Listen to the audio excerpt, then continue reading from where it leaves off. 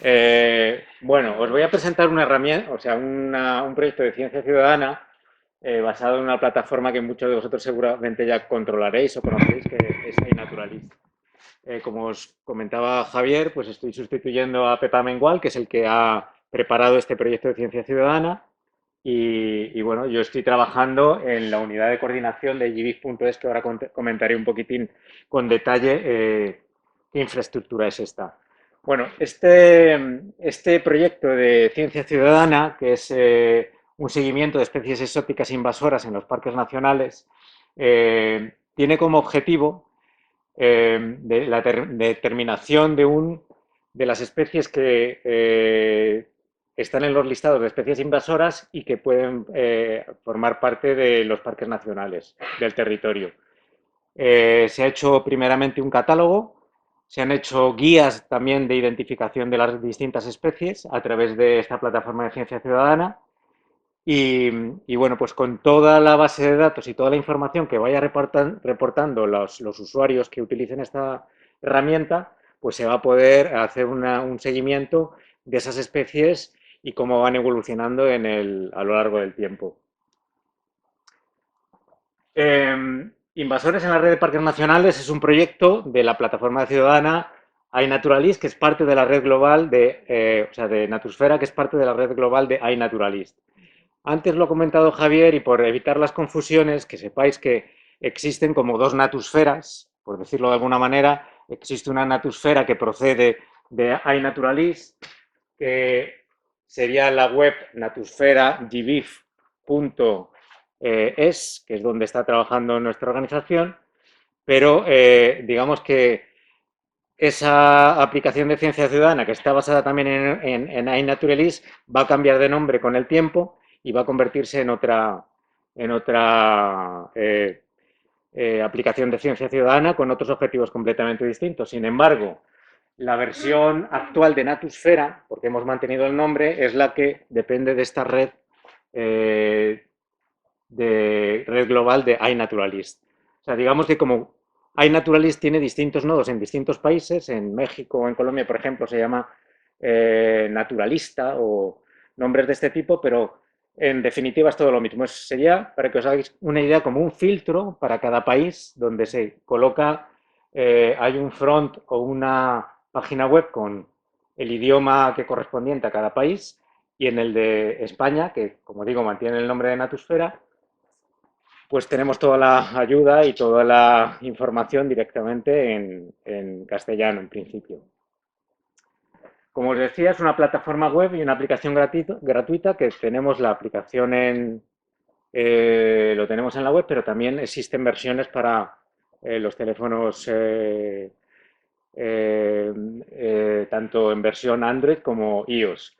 Y este proyecto, como os comentaba, recoge las observaciones registradas en los distintos proyectos, uno por cada parque nacional. Digamos que hay como un proyecto padre, que es el Invasores a la Red de Parques Nacionales, y luego hay un proyecto hijo que depende de ese proyecto principal, uno por cada parque nacional. Se han creado los 16 con el del último parque nacional de la Sierra de las Nieves. ¿Qué es Natusfera? Bueno, Natusfera, como comentaba antes, es parte de la red global de iNaturalist. Es una aplicación de ciencia ciudadana para conocer la biodiversidad y cualquier persona, tanto sea profesional como aficionado, puede tener su propio perfil y colgar las observaciones, sepa o no sepa de biodiversidad. Si sabe, puede poner lo que es y si no sabe, pues la comunidad de usuarios y los expertos que forman parte de esta red pues le van a identificar las observaciones que vaya haciendo. En España, como estaba comentando, está promovido por el Nodo Nacional de Información en Biodiversidad, GIF.es, y el CREAF. Y es una plataforma gratuita, como comentaba, ¿no? Una de las cosas más interesantes de una aplicación de ciencia ciudadana de este tipo es que se pueden crear proyectos y puede crearlo tanto el usuario como colectivos, como asociaciones, como quien quiera, cualquier participante que se abra este perfil. ¿Qué es GBIF.es? Por poneros un poco en contexto, que es donde yo estoy trabajando, GBIF viene de las siglas en inglés Global Biodiversity Information Facility y es en realidad la mayor red de datos de biodiversidad que hay en el mundo. Es una red internacional formada por 59 países y cerca de 40 organizaciones no gubernamentales, y cada país tiene como un compromiso, cada país participante en esta red de GBIF tiene el compromiso de mantener un nodo nacional, el de España es gbif.es, donde se mantiene la infraestructura para gestionar la biodiversidad de cada uno de los distintos nodos, es decir, de cada uno de los distintos países. El objetivo de esta red es hacer disponible a todo el mundo, a cualquier persona que quiera consultar, todo tipo de información que haya relacionada con la biodiversidad, tanto del país como del mundo en general.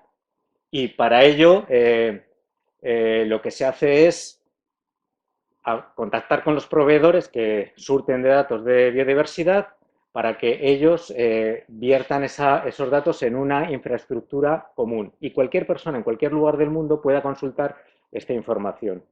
Para que os hagáis una idea, lo que es la infraestructura a nivel mundial, a fecha del mes de finales de octubre, fijaos que son cerca de 2.000 millones de registros en línea de biodiversidad. Cualquier persona que acceda a la web de la organización internacional puede descargar cualquier dato, buscar, hacer los distintos filtros por géneros, por parcelas, por países, por territorios, dibujar un polígono y obtener una información que le puede servir para hacer gestión o para hacer cualquier tipo de estudio o cualquier tipo de inventario. Hay una página web del Nodo Español de Biodiversidad, que es gbif.es, donde apoyamos a todos los proveedores de datos que actualmente, pues la ciencia ciudadana es una de las, como de las 4 patas de información de biodiversidad, ¿no? Porque tradicionalmente el sector académico, las universidades, centros de investigación, son los que aportaban datos de biodiversidad. Muchas administraciones públicas también aportan datos de biodiversidad, como gobiernos regionales o u otro tipo de administraciones, incluso ayuntamientos, y últimamente el sector privado también está vertiendo datos de biodiversidad a esta red internacional. O sea, si no lo conocéis, podéis consultar, ahí tenéis toda la información y podéis hacer estos filtros como os decía. Entonces, dentro de lo que es la ciencia ciudadana, el Nodo Nacional de Biodiversidad, donde estábamos trabajando, que depende del Consejo Superior de Investigaciones Científicas, apoya la versión actual de Natursfera. Este proyecto de invasores nos sirve sobre todo para crear una alerta temprana de las posibles especies que puedan tener una incidencia en el medio ambiente y ser estudiadas en los parques nacionales. Esta ayuda a la identificación, como os decía, nosotros podemos ver una especie que pueda parecer invasora, pero existen unas guías que están creadas al efecto con información de las distintas especies que hay en ese catálogo y esas guías son ampliables. Actualmente se han creado guías de distintos grupos biológicos, de aves, de invertebrados, de plantas, de algas, por ejemplo, y uno puede comparar y ver información fotográfica sobre todo, o vienen también con URLs distintas que enlazan con páginas web para que podamos consultar y comprobar si esa especie puede ser invasora o no. Está integrado también en los inventarios que tiene la red de parques nacionales españoles y también se puede integrar con los GIS que puedan quedarse en los distintos parques.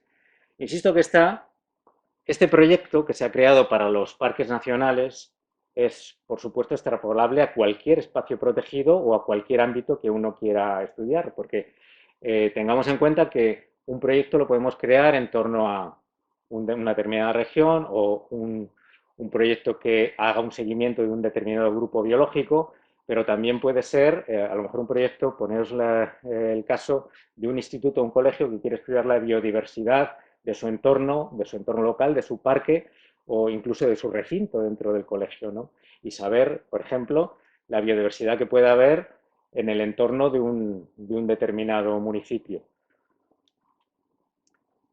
El proyecto de especies invasoras está contemplado para que ahora mismo la participación sea pública, pero por invitación.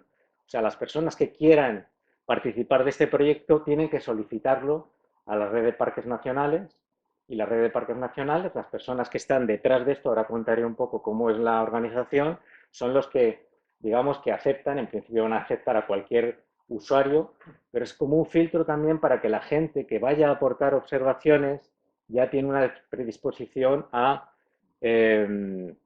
colaborar con el proyecto este en cuestión. Respecto a lo de los tipos de licencias, se refiere a que nosotros cuando hacemos una observación de ciencia ciudadana en una plataforma de este tipo, hacemos una foto o incluso puede ser una grabación sonora, nosotros por defecto estas observaciones vienen con un tipo de licencia de uso de modo abierto para que pueda ser esto utilizado por las administraciones, ¿no? O sea, yo en realidad hago una foto, por ejemplo, a una determinada especie, yo soy el dueño de la foto y cualquier usuario, cualquier entidad que quiera publicar o hacer algo tiene que decir que esa foto pertenece a esa persona que ha hecho esa imagen. Eso por defecto. Pero cualquier usuario que tenga acceso a esta plataforma y se haga un perfil puede modificar estas licencias y puede ponerlo cerrado y puede incluso decir, esta foto es mía y no quiero que se divulgue en ningún ámbito y hacer esa licencia cerrada. No es el concepto de ciencia abierta, ¿no? Que es lo que promociona una plataforma de ciencia ciudadana como iNaturalist, pero digamos que el usuario está en su derecho. Al fin y al cabo es el dueño de las imágenes que ha hecho.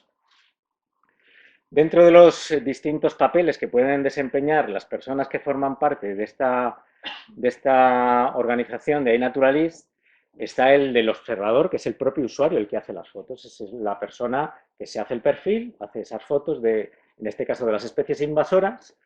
Están lo que se llaman los curadores o revisores, que son personas que son especialistas o expertos en distintos grupos biológicos y que se dedican a revisar. Esto es absolutamente voluntario. Hay gente que sabe mucho, pues, por ejemplo, de plantas, ¿no? Y pueden ser los que se dediquen a revisar en este proyecto las especies que están metidas allí y ver si son invasoras o si no son invasoras y corroborarlo con su experiencia, ¿no?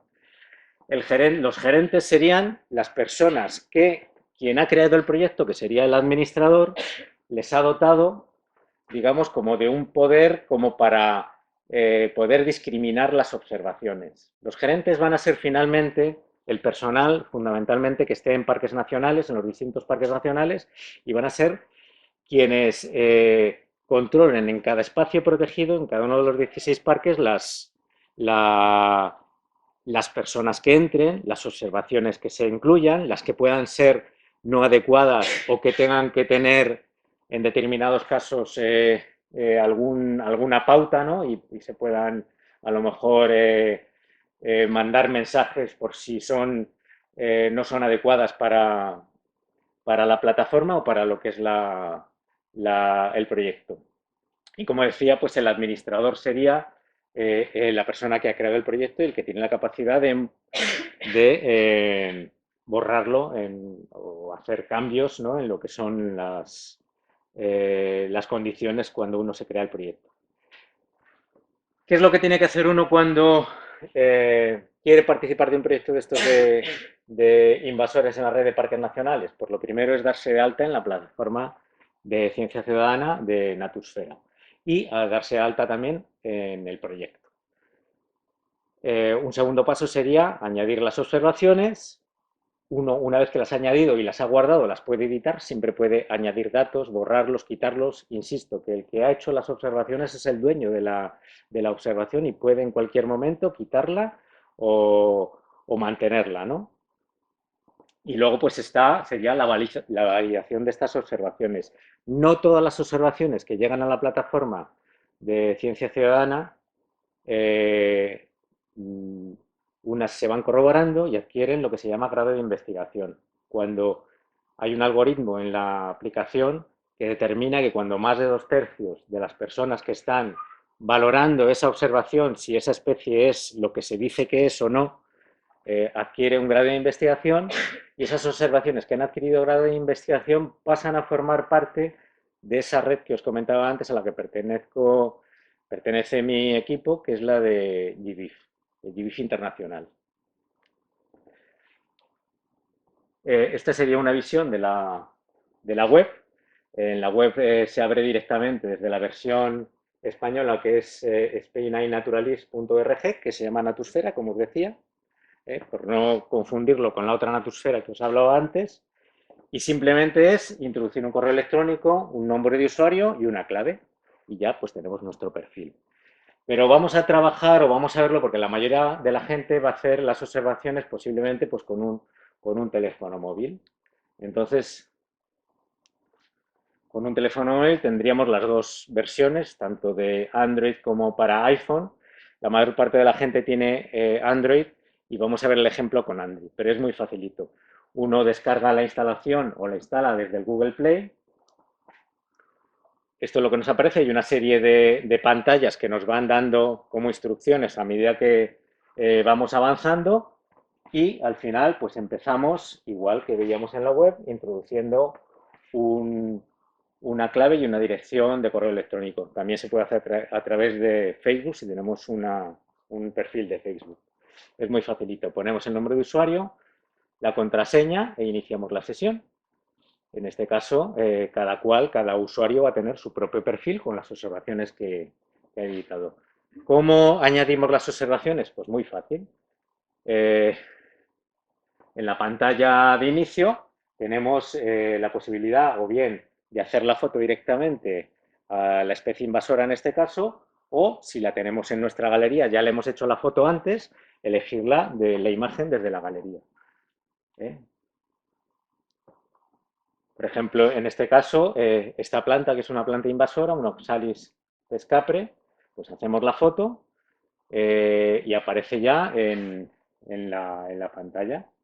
Entonces ahí veis que pone ¿qué has visto? O ver sugerencias. Si yo sé lo que es o tengo la certeza de lo que es, yo puedo teclear aquí, puedo teclear exactamente lo que es. Y si no lo sé, habrá alguien que me lo vaya a decir. Pero también, como veis, tiene la posibilidad de ver qué sugerencias me da esa imagen que ha habido. Lo bueno de iNaturalist, o de esta plataforma, es que tiene un módulo de identificación, que esto lo habréis visto en muchas otras aplicaciones, que te sugiere qué especie es, te la aproxima. Evidentemente hay grupos biológicos que son mucho más sencillos, con aves, mariposas o determinadas especies de plantas más conocidas o de árboles, pues tiene un acierto realmente notable, ¿no? Evidentemente, pues con grupos de invertebrados o grupos biológicos menos conocidos es mucho más difícil y a lo mejor, bueno, pues te lo aproxima, aunque sea al género, al nivel de género. Entonces, nosotros podemos dar a ver las sugerencias y ver qué nos sugiere la propia plataforma sobre el nombre de la especie. Pero también tenemos la posibilidad, bueno, en este caso vemos las sugerencias, como decía, podemos, te dice aquí en este caso que te aparece una foto de la especie que es y podemos decidir, pues sí, me parece a mí que es esa la especie. Tenemos también la posibilidad, a través de las distintas pestañas que tenemos, hay una pestaña que es la de guías y, como os decía, en las guías se han creado distintas guías para los distintos grupos biológicos. Aquí los tenéis, artrópodos, reptiles, aves, flora, invertebrados. Esto cada parque nacional puede ir completando estas guías y puede ir añadiendo nuevas especies porque evidentemente esto es un proyecto dinámico. Y ahora mismo hay un catálogo de especies invasoras que está continuamente actualizándose. O sea, ahora mismo es simplemente como un listado de distintas especies que si nosotros abrimos las guías, pues podemos seleccionar en este caso la de flora y buscar esa especie que creemos y, bueno, pues digamos que nos sirven estas guías como de orientación para aproximar la especie en este caso, como especie invasora. Es muy importante también que si estamos en un determinado parque nacional nos asociemos al proyecto. O sea, yo hago esa observación, pero tengo que elegir en qué proyecto estoy. Hay un proyecto por cada parque. Estoy en el Parque Nacional de Doñana, pues busco el Parque Nacional de Doñana y tecleo en proyectos y me asocio al parque como miembro de ese proyecto. Y finalmente, una vez que ya tenemos la observación hecha, ¿eh? Nosotros podemos volverla a editar y podemos rellenar a lo mejor datos que en su momento, cuando lo hicimos con el teléfono móvil, pues no pusimos, ¿no? Pues se nos puede ocurrir a lo mejor dar como una información de más el sustrato o las otras especies acompañantes que pudiera haber ahí o la cantidad de especies o incluso modificar cosas como, por ejemplo, la ubicación. En el caso de las especies invasoras o para estos proyectos, pues sabéis que el GPS pues, da una, de los móviles da una ubicación pues, bastante exacta. Pero si nosotros imaginaos que fuera otro proyecto absolutamente distinto y quisiéramos difuminar esa ubicación porque sea una especie protegida o sea una especie especialmente sensible, pues no sé, la ubicación de una ave rapaz o imaginaos a lo mejor alguna especie que pueda ser protegida, nosotros tenemos la posibilidad como usuarios de hacer que esta ubicación no sea exacta, sino hacerla difusa. Hay como tres opciones para modificar esta información. Lo que quiero decir es que al final, cualquier observación que hayamos hecho, podemos editarla, tunearla, mejorarla y vamos a recibir la información de los usuarios y de los expertos que nos van a corroborar qué especie es. Esta validación de datos, o sea, nos la va a hacer la comunidad y, como os decía antes, pues este logaritmo, o sea, este algoritmo, perdón, es el que va a determinar que estas especies adquieran ese grado de investigación. Aquí tendríamos una imagen de la web, ¿no? Con la foto, en este caso de la que habéis visto, la flor del sueño, Oxalis pescapre, y aquí ha habido pues un usuario especialista que me está confirmando que esa especie efectivamente sí es Oxalis pescapre. Y habéis visto ya que la observación ha adquirido ese grado de investigación que aparece aquí en verde, como que esta observación, de momento, parece que es seguro y parece que está corroborada de que es lo que se está diciendo que es, ¿no? Y estas son las observaciones que os decía antes, que pasan a formar parte de esta red internacional de GBIF.org y las podemos consultar en línea. Cuando veíais en la pantalla anterior esos casi 2.000 millones de registros biológicos que están en línea a nivel de todo el mundo, pues esta sería una que pasaría a formar parte. ¿Qué es lo que hace la red de GBIF? Perdón, la red de Natusfera, de iNaturalis, mejor dicho, que es la red internacional, cada 2 semanas aproximadamente hace un filtrado de todas las observaciones que han adquirido grado de investigación en iNaturalis y las pasa a gbif.org. Con lo cual, digamos que podemos tener la información no solo en la plataforma iNaturalis, sino que también la tenemos, digamos, como en un medio más dedicado al ámbito científico, en el que hay muchísimo, está avalado pues por los distintos nodos de biodiversidad de muchísimos países. En conclusión y resumiendo, pues vemos que nosotros podemos introducir las observaciones, sobre todo por la comodidad a través del móvil, y luego para editar y para corroborar o para comprobar las distintas observaciones o las discusiones que se pueden haber dado por los distintos usuarios, pues lo podemos hacer mediante la web. Digamos que la web es mucho más cómodo. Yo personalmente cuando hago fotos, lo que hago es la hago con una cámara reflex, una cámara buena, y luego lo descargo directamente desde la web porque me es más cómodo, ¿no? El móvil pues tiene la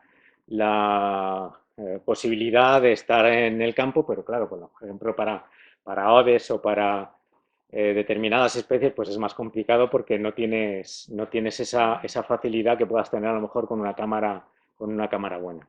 Pero bueno, no deja de ser una herramienta y la parte buena del móvil es que si lo tienes con el GPS abierto, lo tienes todo sincronizado y ya te aparece la hora, la fecha y la geolocalización exacta que muchas cámaras, como sabéis, pues no lo tienen, ¿no? Y ya eso lo tendría uno que buscar a mano. Bueno, pues nada, este es un poco el resumen de...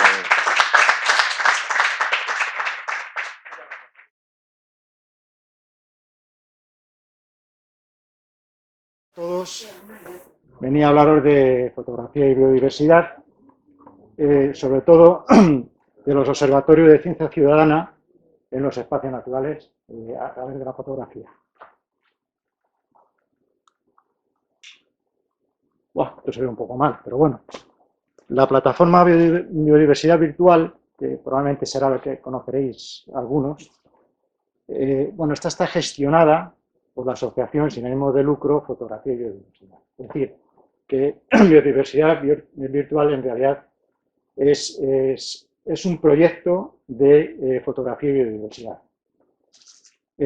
Bueno, nosotros decimos que se trata de una potente herramienta de conocimiento de la biodiversidad a través de la ciencia ciudadana. Con la aportación, bueno, ahora vamos a llegar, yo creo que ya debemos estar casi cerca de los 3 millones de imágenes. Bueno, y estas se pueden realizar en cualquier espacio natural, urbano, siendo, bueno, que es importante su aportación de datos, especialmente cuando se trata de espacios naturales o espacios protegidos, ¿no? De alguna manera. Y el ámbito, bueno, geográfico es la península ibérica, incluidas las Islas Baleares y Canarias. Bueno, nosotros decimos que ¿por qué es importante la ciencia ciudadana en los espacios naturales? Porque la aportación de todos los ciudadanos que visitan esos espacios naturales nos ayuda a conocer la biodiversidad del entorno, mediante la fotografía, siempre estamos hablando, ¿eh?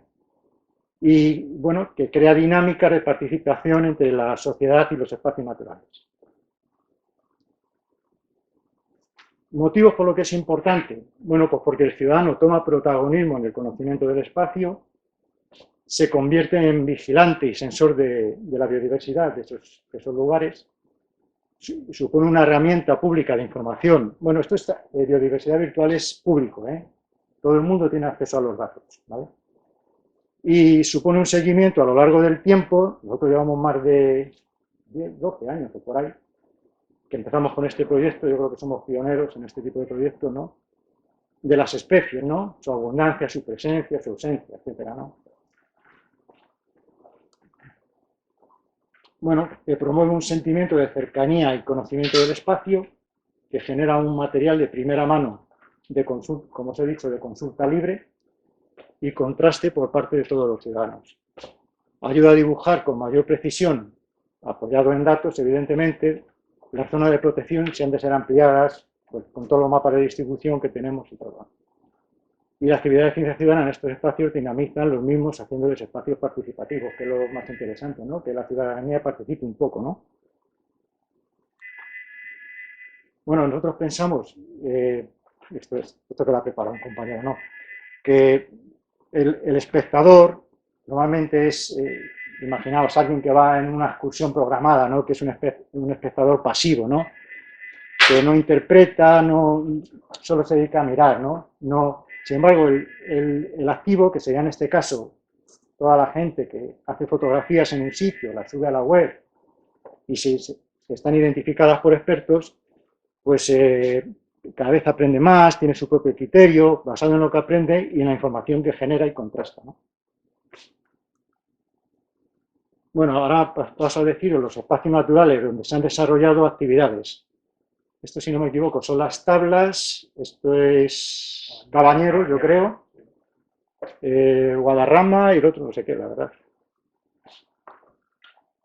Bueno, Parque Nacional de Cabañeros, hemos hecho 4 testing, bueno, con 765 especies fotografiadas e identificadas por expertos. Aquí solo identifican las especies expertos, ¿eh?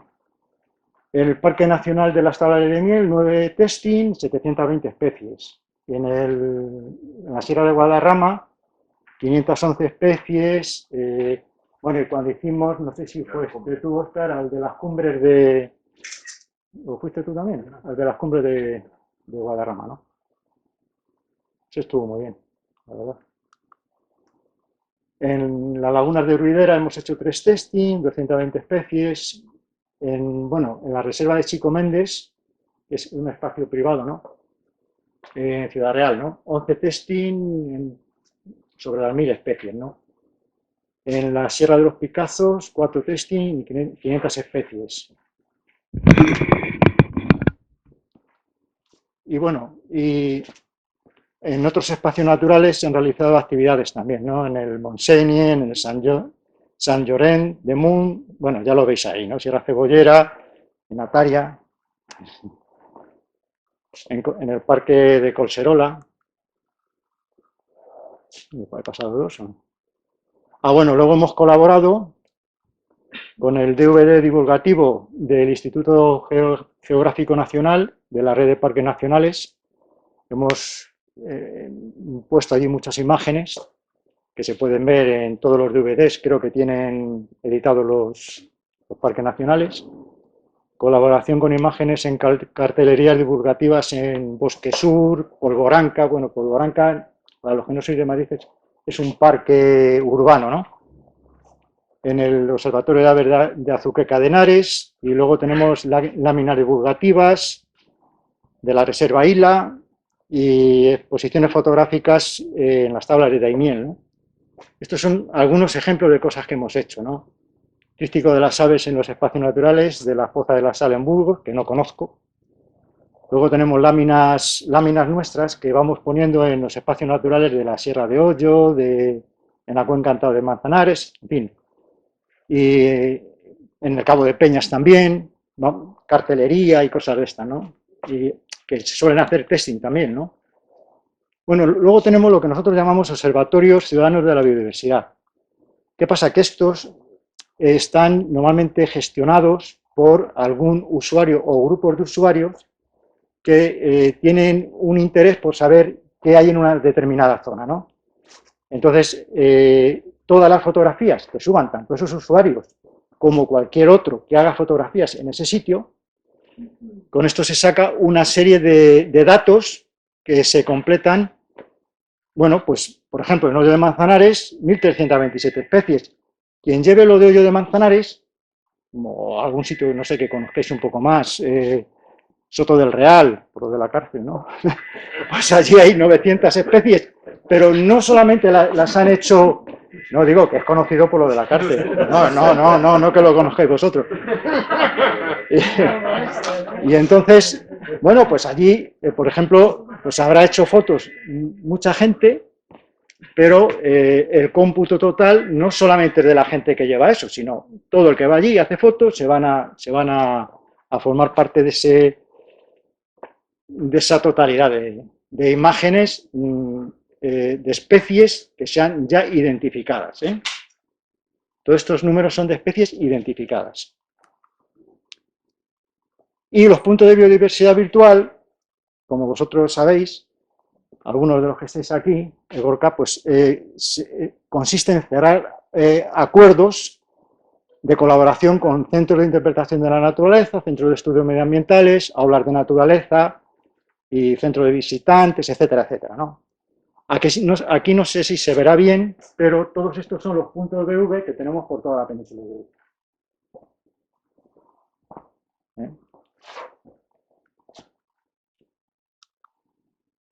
Bueno, este es un mapa, pues estos serían los observatorios y estos los puntos BV. ¿Qué más? Ay, joder, que le doy muy deprisa. Bueno, que nos habías pedido una clave de éxito, ¿no?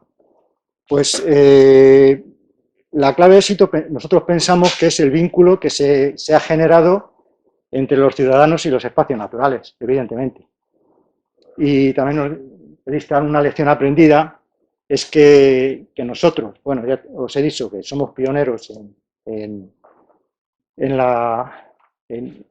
este tipo de asociaciones, ¿no? de ciencia ciudadana, pues es que la continuidad en el tiempo pues, que constituye la robustez del proyecto. Es decir, llevamos ya 12 o 13 años, ¿no? Y bueno, pues bueno, añadir que todas las fotos, todos los usuarios son dueños de sus fotos y los expertos solamente se identifica una foto por un experto. Y nada más. Que muchas gracias por vuestra atención. muchas gracias, Óscar, por ceñirte y aún más al tiempo. Ya sabéis, Directo. A ver si otros no se comen el tiempo. Te agradezco que me hayas dejado tiempo a mí. Es que darle este tiempo a Octavio. Como las emisiones.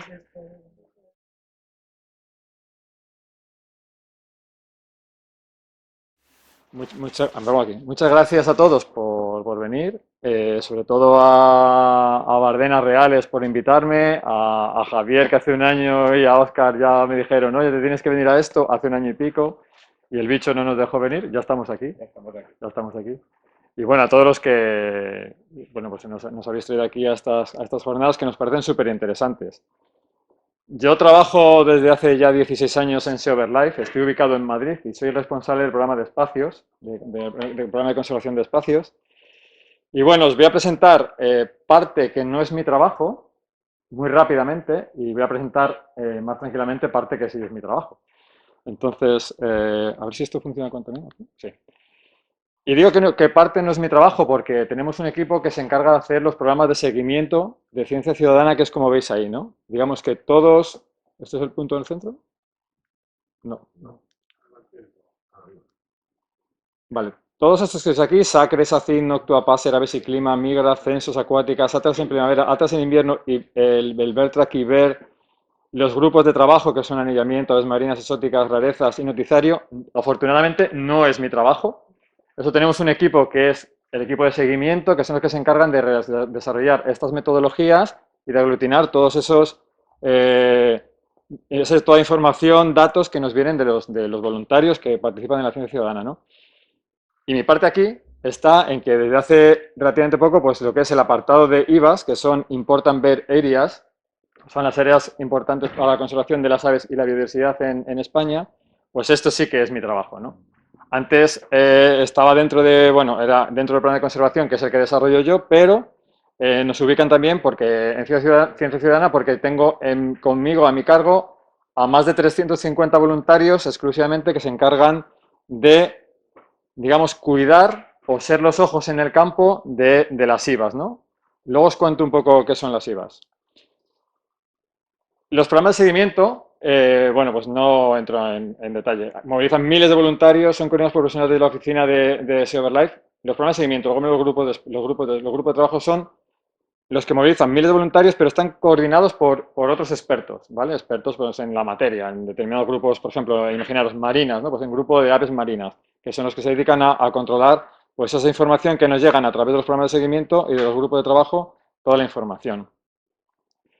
Existen aplicaciones online de estos programas de seguimiento, sobre todo para esos 4 primeros programas que os indicaba aquí. Esta mañana Óscar hablaba del SACRE, que este año ha cumplido 25 años de datos. O sea, tenemos ya una recopilación de datos brutal que nos permite un poco saber dónde están las especies, tratándose de una metodología muy sencilla, porque lo que queremos es que participe la mayor parte de ciudadanos que sea sencilla la metodología. Al principio eran coches con muchas paradas, y ahora se puede hacer incluso andando, en bicicletas. Ha cambiado la metodología a lo largo del tiempo porque, luego veremos, una clave del éxito es facilitar al voluntario la participación en los diferentes proyectos.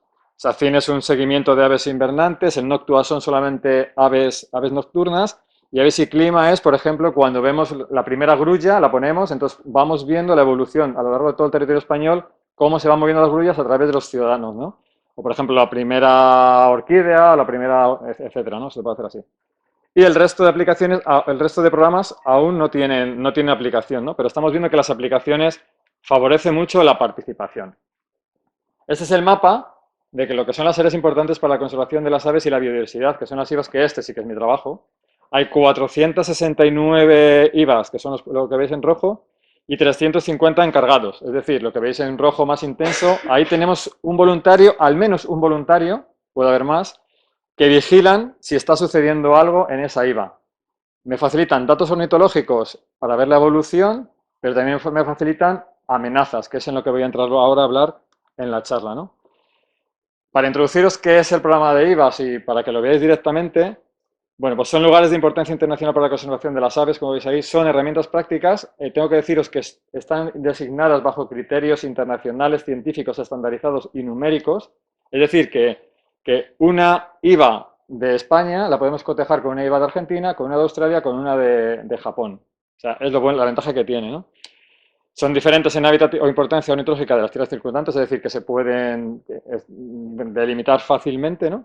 Y bueno, son parte de una propuesta de conservación mucho más amplia que tiene BirdLife International, en la que, bueno, en la que se incluyen pues, estrategias de conservación de especies, de hábitat, etc. Así, a grosso modo es esto, ¿no? La importancia que tiene el programa de IVAS es que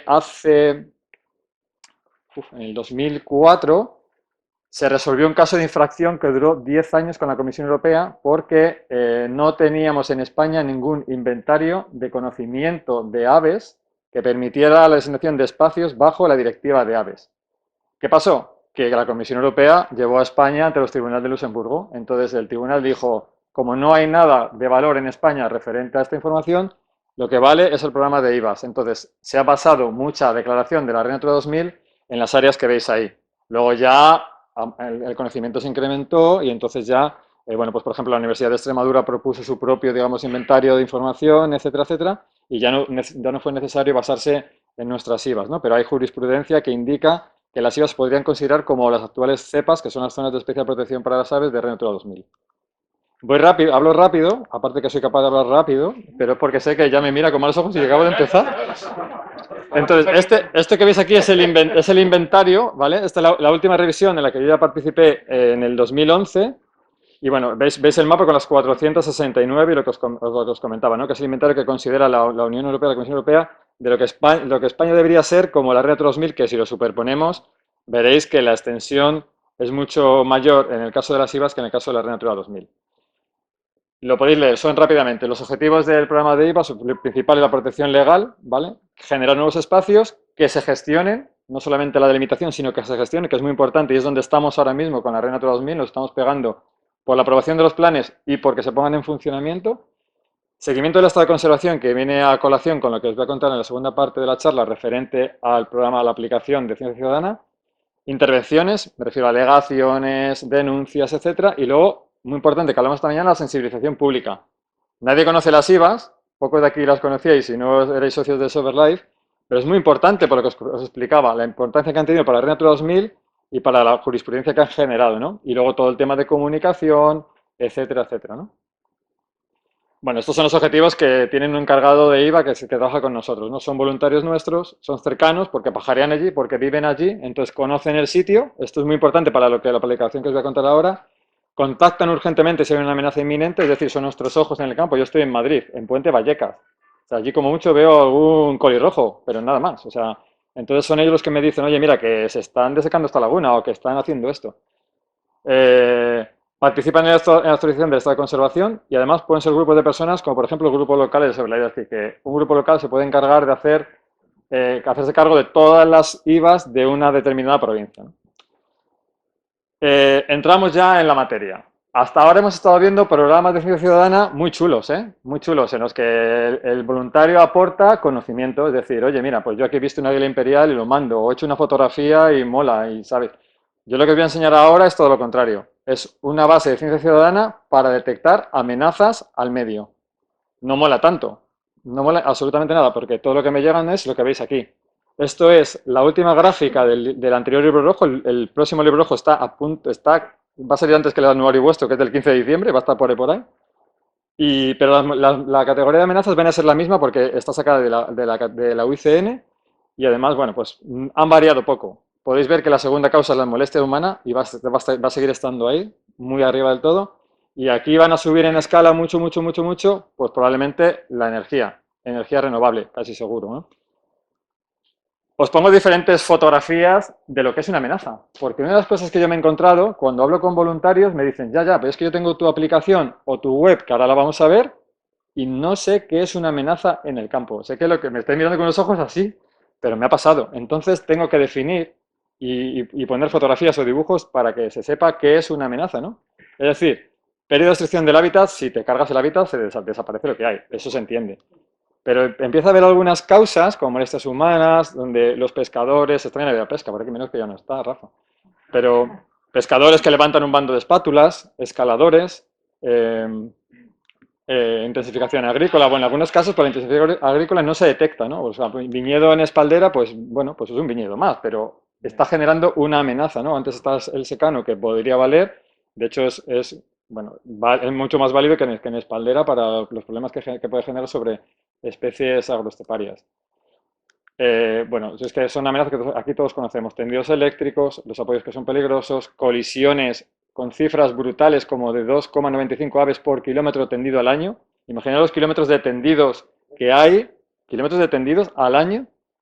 Hablo de millones de aves colisionadas. Infraestructuras lineales. El Ministerio nos pidió por favor que se va a hacer una aplicación, opción ciudadana también, de atropellos. Eso lo va a llevar también un compañero porque es brutal la cantidad de aves y, bueno, y de otros grupos biológicos que son atropellados. Todavía tenemos veneno en el campo y especies, bueno, especies exóticas invasoras que lo hemos comentado antes, que todavía tenemos, ¿no? Y cada vez más. Y que, por ejemplo, mucha gente todavía no detecta que esto puede ser una amenaza a la biodiversidad, ¿no? Y aquí entra el pico de la charla, ¿no? Lo que nosotros estamos generando a través de BirdLife International, del que somos socios, junto con otro partner, otro socio de BirdLife que en Indonesia, nos pidieron que fuéramos un poco los conejillos de Indias para hacer esta aplicación que os comentaba para la detección de amenazas. En nuestro caso eran amenazas a toda la biodiversidad. En el caso de Indonesia era solamente a temas forestales. Es decir, nosotros aquí en España la gestión forestal no es tan dramática como puede ser en Indonesia, que allí ramplan y talan con todo, ¿no? Entonces nuestro encargo era hacer una aplicación móvil de una aplicación que se llama Natural que es la herramienta dentro de un proyecto europeo que se llama LandSense, en el que hay un consorcio de empresas tecnológicas. No sé si que hay informáticos. Yo hablo castellano, además soy de Salamanca. No me entiendo con los informáticos españoles. Pues imaginaros, para entenderme, con un inglés. O sea, ha sido un horror generar esto, un horror, ¿eh? Porque era imposible. Lo que le pedías, lo hacían al revés, bueno, imposible. Pero ya lo tenemos. Entonces, estamos arrancando la aplicación. La aplicación es descargable prácticamente igual que lo que ha contado Felipe. Me vale todo porque es prácticamente lo mismo que ha contado Felipe. Incluso los menús eran muy similares. Pero lo que sí os quiero adelantar es que lo interesante de esto, bueno, que sirve para incluir amenazas, como os he dicho antes, y para además establecer una campaña para establecer el estado de conservación de esas IVAs. Y que nosotros además, como para dárselo más a la Comisión Europea, para ponérselo más fácil, hemos puesto también el mapa de la Red Natura 2000. Es decir, que dependiendo de dónde esté esa amenaza, que la vamos a ver ahora cómo lo hacemos, te va a decir unas cosas u otras. Antes de esto, para salirme aquí, para pasar al... Voy a hacer No es el navegador abierto, no recuerdo. Bueno, me recuerda, ¿eh? Déjame que me traslade. Me traslado. Esto es... a ver, pero aquí no me llega... Sí. Esto es ya cuando hemos entrado en la web, pero imaginaos lo mismo en la aplicación, ¿vale? Esto es la web de Natural, así como lo veis. Hemos entrado con un usuario, con una contraseña, igual que lo que acaba de contar Felipe, exactamente. Tenemos un perfil Facebook, un perfil Google, de Gmail, podemos entrar igual, perfecto, todo igual. Una vez que estamos dentro, vemos estas bolitas. Estas bolitas son ya amenazas, que se van poniendo en rojo cuantas más amenazas hay, o van poniéndose en verde cuantas menos amenazas hay.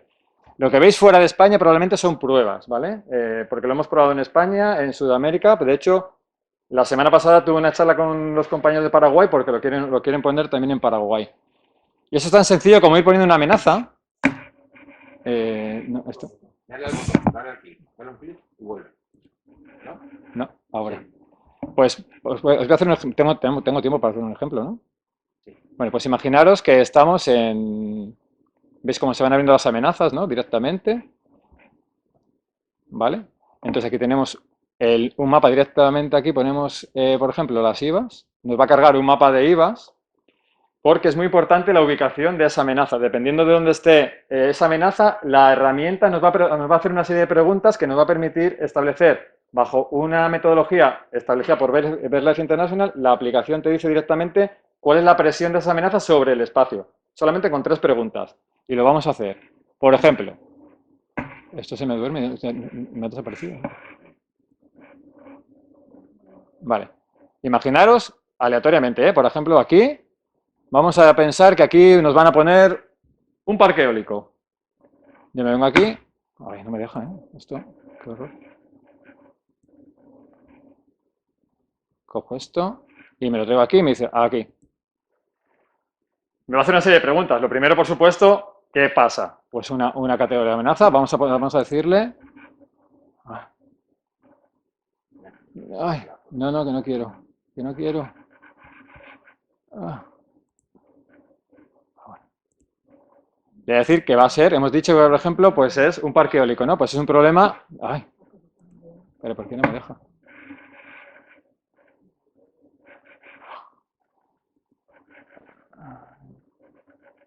No va. ¿Eh? No, es que quiero bajar y me bajo. Es un scroll, no me baja. Ay. A ver. Es que no se mueve, ¿no ves? Bueno, el caso es que vas viendo una serie de... No funciona el Menú, ratón. vete al otro lado si quieres. ¿Sí? Al otro lado. ¿Me pones tú para acá? Sí. Por ejemplo, habíamos dicho que iba a ser de producción de energía, un parque eólico, ¿no? Le decimos qué amenaza es una energía renovable. Esto lo contesta el voluntario, lo que estoy haciendo yo ahora mismo. Y te pregunta que qué gravedad tiene ese parque eólico respecto a la extensión de la IVA que venía dibujada ahí. Te dice, bueno, pues es insignificante, es lento, es moderado, es rápido. Vamos a decir que es lento, porque podríamos ver si hay más parques eólicos, si no hay más parques eólicos, que eso en principio el voluntario lo sabe porque conoce la zona. Bueno, moderado. ¿En qué momento se está produciendo esa amenaza? Pues decimos que se está produciendo ahora mismo, ¿no? Porque lo acabamos de ver. ¿Y qué alcance tiene? Es decir, ¿el parque eólico es gigantesco y se come toda la extensión de la IVA o es una zona de un rinconcito pequeñito? Vamos a decirle, por ejemplo, que es un área reducida, entre el 10 y el 50% de esa IVA. Tiene una caja de comentarios libre en la que tú puedes hablar y además puedes añadir, igual que la aplicación que comentaba antes Felipe, puedes meter o fotografías o vídeos de la amenaza en concreto. Un parque eólico no hace falta, pero por ejemplo, si están extrayendo agua de una laguna, tú lo puedes poner y ahí vemos directamente cuál es la amenaza. Simplemente dándole a guardar, en principio ya estaría, a ver, ya estaría guardada la amenaza y debería haberse puesto aquí una flecha, o no, le he dado yo antes. El caso es que te aparece directamente ya aquí el PIN. Y eso lo valida, igual que en otro caso de otras aplicaciones, se tiene que validar por un administrador. Es decir, que si aquí hay un encargado de área que os comentaba antes, pues se valida directamente el dato y ya quedaría incluido. Esto que habéis visto está en la web, pero exactamente lo que habéis visto es lo que podéis hacer con el móvil, no más. En el móvil lo único que hay que hacer es que tienes que enviarlo. Aquí ya está guardado y ya está, digamos, dentro de tus registros. En el móvil tendrías que enviarlo para que el administrador detecte que se ha incluido una amenaza. Esa es la diferencia. Pero nosotros hemos querido ir más allá porque pensamos que una clave del éxito de estas aplicaciones es que le tienes que dar tú algo, ofrecer algo al voluntario. Es decir, que no solamente el que participa en el proyecto de ciencia ciudadana te lo da a ti, sino que tú lo tienes que devolver. ¿Y cómo haces eso? Pues a nosotros lo que nos está funcionando es generándole, por ejemplo, la posibilidad, a ver, esto estaba, de que él mismo sea conocedor de lo que está pasando en otras IVAs de España o en su propia IVA. Es decir, que te genera la propia máquina, pues número de amenazas dentro de una IVA, los top, lo que nos gusta a todos, ¿no? Estar en la clasificación. ¿Cuál es la amenaza, cuál es, por ejemplo, la IVA más amenazada? Pues en este caso hay 38 amenazas en la de Cazorla, Segura y Segura, ¿no? Por ejemplo. O sea, es un poco darle carnaza al voluntario para decirle, joder, pues yo quiero meter más amenazas. O sea, en este caso estás metiendo amenazas. O sea, no estás metiendo más datos, pero pensamos que es una forma de darle algo de chicha a él, ¿no? Pues, por ejemplo, pues el número de observaciones por amenaza en el nivel 1 en España, ¿no? Bueno, y te da una serie de gráficos. ¿Vale? Luego aquí te permite hacer unas búsquedas pues por IVA, por categoría de amenaza, etcétera. O sea, que es una especie de buscador. Y luego ya, pues para terminar, lo que también pensamos, como os comentaba, que es muy importante, es que nos piden yo le quise dar un poquito más de cancha de temas llevarme más a temas de conservación, no tanto a ciencia ciudadana, ¿no? Ya que tengo los datos, pues voy a aprovecharlos. Entonces pensé, si utilizo la metodología de BirdLife International y se la digo al informático para que me la meta en la máquina, pues yo luego no tengo que hacer ningún Excel para que me haga las fórmulas, me lo va a hacer solo. Entonces le dije, pues quiero que la máquina me haga, en base a las amenazas, a la presión de esas amenazas, al estado de conservación de las aves y a la respuesta de conservación, que me diga cuál es el estado de conservación que tiene esa IVA. Son 3 puntos. Entonces sería meter, bueno, es el primer paso, habría que crear una diferente, ¿no? Pero vamos, se crean fácilmente. 3 puntos. Uno es el número de amenazas que tiene, que te genera la presión sobre el espacio. Otro es, si por ejemplo, imaginaros, tenemos un espacio donde hay 10 abutardas y te dice el voluntario, no hay 10, no hay 10 abutardas, ahora hay 5. Pues entonces penaliza la aplicación porque solo hay 5. Si hay 12, pues favorece, ¿no? Y luego el tercer punto, que es muy importante, es la respuesta de conservación. Es decir, el espacio este tiene un plan de gestión, no lo tiene. Hay grupos locales de conservación, no los tiene. Es decir, que si hay una oposición a esa amenaza o es que la amenaza por sí sola se destruye y ya está. O sea, no hay nadie que sea capaz de decir, oye, mira, pues conozco esto, hay que intentar que no se produzca esa amenaza, ¿no? Eso también es muy importante en este sentido, en la respuesta de conservación. Y realmente, pues esto es lo que es natural. Estamos ahora en la fase de construcción de los estados de conservación, pero eso en principio no impide que se vayan metiendo amenazas, porque en el momento que yo le diga aquí, quiero que me hagas el estado de conservación de determinada IVA, como se genera aquí, pues automáticamente me va a decir cuál es la presión, cuál es la respuesta de conservación, etcétera, etcétera, ¿no? O sea que tú le estás dando cancha a la persona con la que estás trabajando en conciencia ciudadana para traértelo a ti, ¿no? Y para salir de aquí ya, y ya, en la última día, pues no sé cómo voy de tiempo, ¿eh? Porque voy bien, voy mal. Pues estoy terminando. Nos decía eh, nos pedían que dijera una clave de éxito, ¿no? Y bueno, pues yo lo que he detectado, bajo nuestra experiencia de ciencia ciudadana, porque hablaba con Juan Carlos del Moral, que es la persona que es responsable del programa, vamos, seguimiento de allí de Cyberlife, y me decía que es clave de éxito la participación de voluntarios. Obviamente, si tú generas algo y no se produce, si a mí no me meten amenazas, no me sirve para absolutamente nada, o sea, nada de nada. Facilidad de registro de datos. Es importantísimo que le des la chicha, o sea, cuanto más fácil, mejor. Lo que os comentaba antes, para poder meter una amenaza y poder conocer yo la presión, al voluntario hay que hacer una serie de preguntas. Si la ubicación de esa amenaza está dentro de la IVA, le hacía 3 preguntas, que son las que hemos respondido, ¿vale? La que os comentaba del momento, la severidad, etcétera, y el alcance, ¿no? Si estaba fuera de IVA, solo te hace una pregunta. Y si estás dentro de Red Natura 2000, te hace las mismas preguntas que la IVA. Es decir, que con 3 preguntas y poniendo la amenaza con un combo, porque es un combo, porque son las amenazas de la UICN, pues tenemos ya todo, ¿no? Es una facilidad de registro de datos que yo creo que es mucho más sencillo. Publicidad de la herramienta. Si no la das a conocer, no la conoce nadie, con lo cual nadie la usa y está, vamos, abocada a morir. Y luego, por supuesto, que es la obtención de información a lo largo del tiempo para el propio voluntario. Es lo que os comentaba anteriormente, ¿no? Si el SACRE durante 25 años, decía Óscar, yo llevo 25 años metiendo aquí los datos. Oh, pues es guay porque él ya tiene un registro de 25 años de sus sitios donde va a salir. Entonces, él incluso puede verse sus propias gráficas de cómo ha ido la evolución de los herrerillos, de los colis rojos, etcétera, ¿no? Entonces, eso le estás dando a él, al voluntario, una generación de información que yo creo que es clave. Entonces, para mí, estos son los 4 puntos fundamentales para que una plataforma de ciencia ciudadana, pues vamos, que funcione, ¿no? Y bueno, pues ya está. Eso es todo.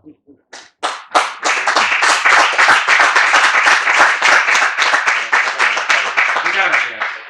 Totalmente. Muchas gracias. Bueno, pues nada, pues